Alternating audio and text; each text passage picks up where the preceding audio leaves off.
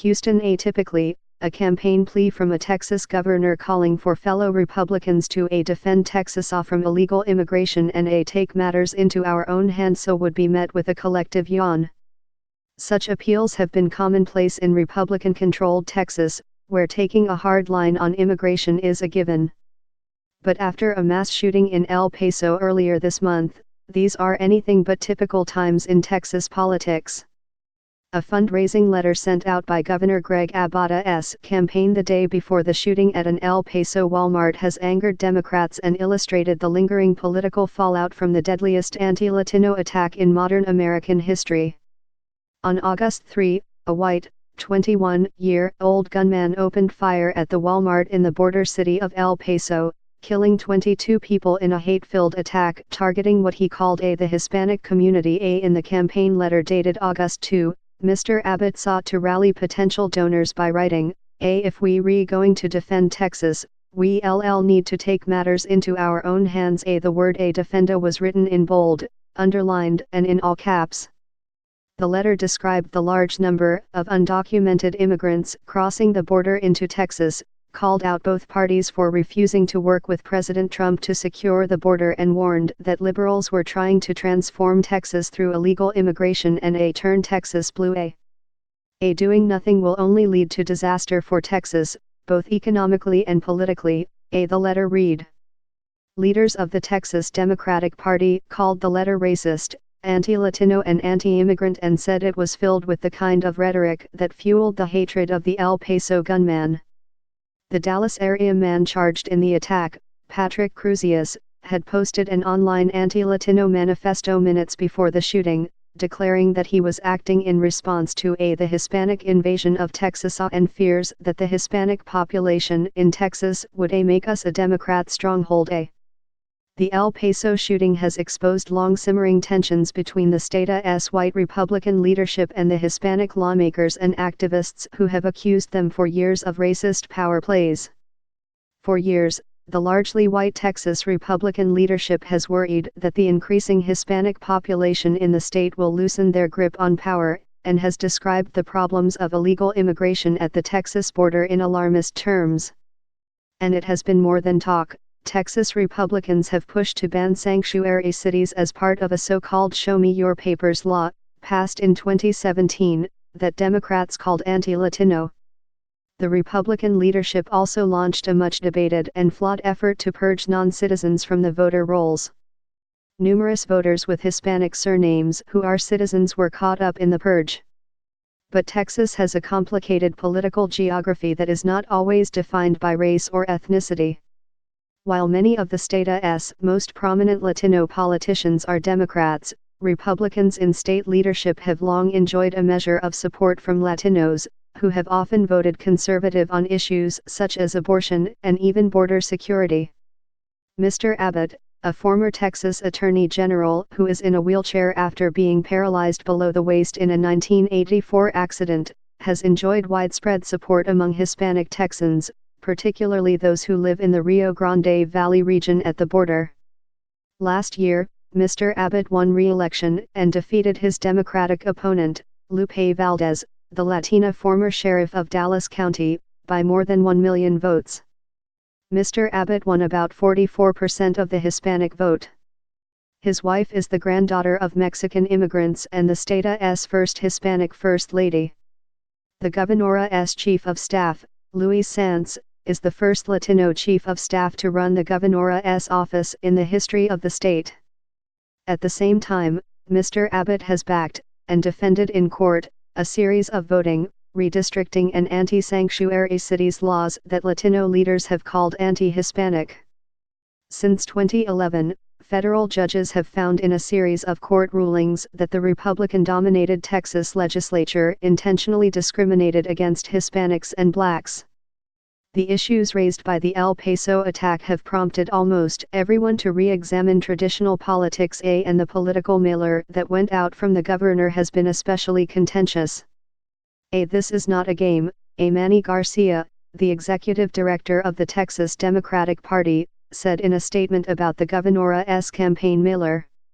It's long past time for Republicans to eradicate white supremacist language from their discourse. People are dying. State Representative Ramon Romero Jr., a Democrat who in 2014 became the first Latino elected to the Texas legislature from Fort Worth's majority white Tarrant County, said the anti-immigrant rhetoric in the state has been too divisive for too long. I think if the Shudera's manifesto would not have come out, it would not have been so glaringly obvious, Mr. Romero said. IAVE said for a long time that I felt this was a dangerous conversation that was going to eventually rear its ugly head. Any criticism that the governor has received has been absolutely warranted, and he should be the first one to say, I made a mistake. A spokesman for Mr. Abbott declined to comment. If there was any Republican criticism of the governor's mailer, it was muted. Some Republicans expressed outrage that Democrats were branding the letter as racist. They said the letter was not anti-immigrant but anti-illegal immigration, and that it was wrong for the Texas Democratic Party to imply that opposing illegal immigration was racist. Matt Makowiak, a Republican consultant who is the chairman of the Travis County Republican Party in Austin, said he found nothing offensive about the governor's letter. Texas has invested billions of dollars and deployed thousands of personnel to the southern border to do a job that the federal government is not willing to do, Mr. Makowiak said. I read the mailer. I did not see anything in there that was objectionable. The El Paso gunman echoed talking points used in the past both by Mr. Trump and by Texas Republicans who have called for stronger measures against illegal immigration. The lieutenant governor, Dan Patrick, was quoted in the Texas Observer in 2006, when he was running for a state Senate seat, describing undocumented immigrants as invaders and saying that the main problem we are facing is the silent invasion of the border. We are being overrun. It is imperiling our safety. The notion that red Texas must be fiercely defended from becoming more and more blue has become a common theme at Texas Republican events. At a Houston rally for Mr. Trump last year, Mr. Patrick invoked the revered defenders of the Alamo in urging the crowd to defeat Beto O'Rourke, a former Democratic congressman from El Paso, in his bid for the Senate. He does not represent the Texas values that are ingrained in us, because we all have the DNA of Crockett and Bowie and Travis in our hearts and souls, Mr. Patrick told a cheering audience. We will never give up Texas. A spokesman for Mr. Patrick did not respond to requests for comment. Democrats and some political analysts are calling for Texas Republicans to back away from the language used in Mr. Abbott's campaign letter and acknowledge the role that anti-immigrant rhetoric may have played in the attack. Our Texas Lieutenant Governor describes immigration as an illegal invasion, said Greg Casar, who is a Hispanic member of the Austin City Council and whose district is nearly 70% Latino. And the terrorist in El Paso said he was fighting the Hispanic invasion when our leaders in Texas campaign on Show Me Your Paper saw laws, when they purge voter rolls it's not just a racist dog whistle. It's a bullhorn.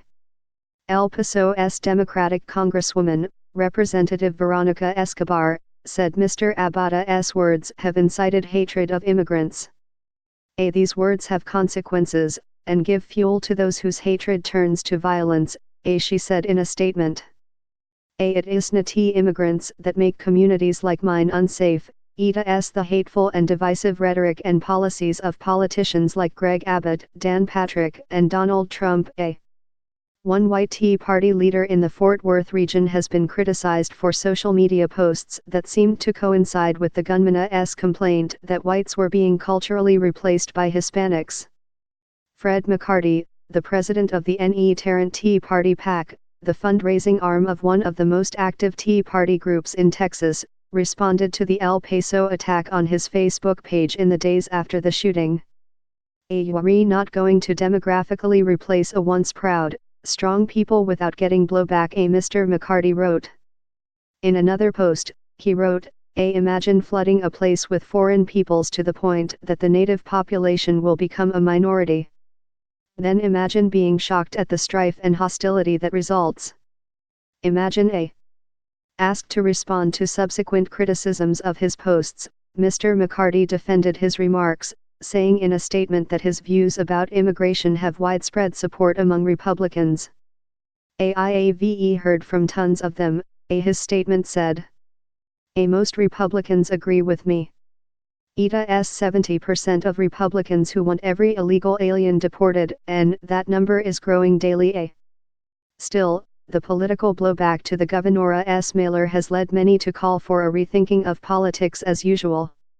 They have to be more careful with that language, James Riddlesberger, a political science professor at Texas Christian University in Fort Worth, said of the governor's letter.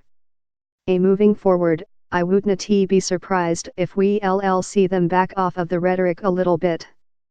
No politician in Texas wants to be in a position where if a crazy person acts in a racist way that anything that they have said could be interpreted as encouraging that kind of behavior.